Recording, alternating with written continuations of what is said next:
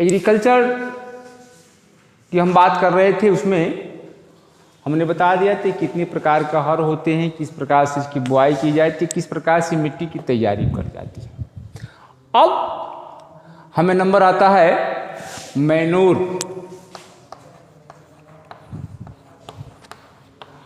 And fertiliser.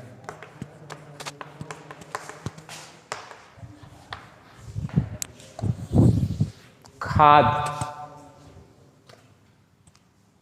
ये होता है क्या है, मैनूर क्या होता है और खाद क्या होता है, दो चीज देखना हमको है।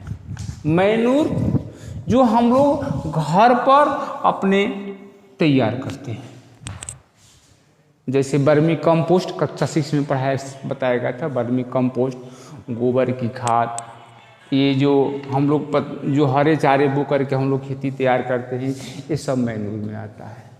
फर्टिलाइजर में क्या होता है, यूरिया, डाई, पोटाश, DAP, ये जितने प्रकार के खाद हैं, इसे हम क्या कहते हैं, इसको हम फर्टिलाइजर कहते हैं, जिसके द्वारा हम खेत को पोषक तत्व देते हैं, जिससे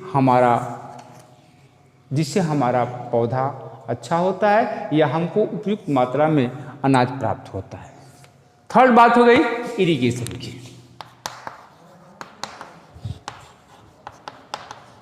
इरिगेशन, हमें फसलों को समय समय पर सिंचाई करना चाहिए।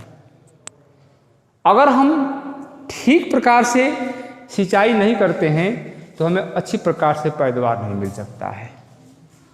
जैसे गेहूं के लिए हमें फसल सिंचाई करनी पड़ती है, धान के लिए फसल सिंचाई करनी पड़ती है। अब ये जो इरिगेशन, ये सिंचाई के साधन है, ये इसके सोर्स कौन कौन है, तो सबसे पहले लोग मोट चलाते थे, मोट, जिसको लोग जमोट कहते थे। इसको लोग रस्सी के द्वारा पानी खींचते थे, जाते थे, जाते थे लोग।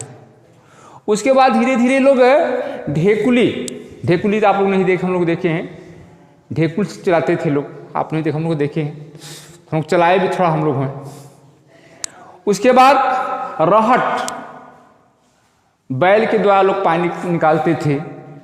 बाद में धीरे धीरे ट्यूबवेल की व्यवस्था हुई और आज तो सिंचाई में इतना विकास हो गया है कि लोग स्प्रिंकलर सिस्टम द्वारा एक जगह बोरिंग कर देते हैं और पूरे खेत में जिस प्रकार से बारिश होती है उस प्रकार से जगह जगह पाइप लगा करके फसलों को सींचते हैं, जिससे हमारा पानी का नुकसान भी नहीं हो पाता है और उपयुक्त मात्रा में फसलों को पानी मिल भी जाता है। अब इसके बाद हमारा नंबर आता है protection of weeds. Protection of weeds.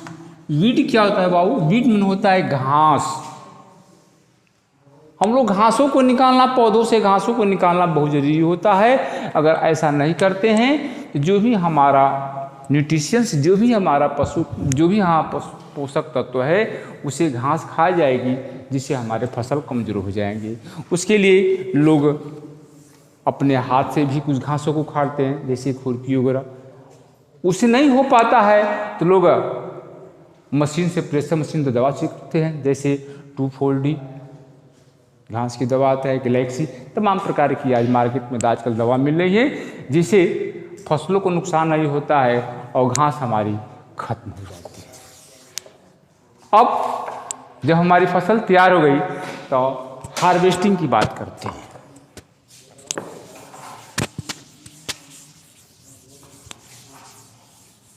Harvesting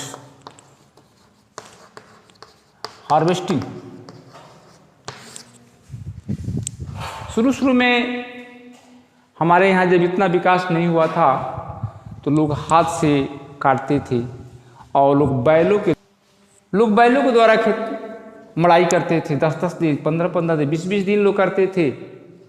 बहुत नुकसान होता था। धीरे धीरे हमारे यहाँ थ्रेशर का विकास शुरू हुआ। थ्रेसर का विकास, थ्रेसर के द्वारा जल्दी जल्दी हम लोग अनाज को काटते जाते थे। आज की स्थिति यह हो गई है, आज तो हार्वेस्टिंग है, तमाम नए नए प्रकार के टूल्स आ गए हैं जो घंटों में कई बीघा खेत को काट देते हैं और अनाज उसके स्थान पहुंचा दिया जाता है। अब हमारी बात आती है स्टोरेज की।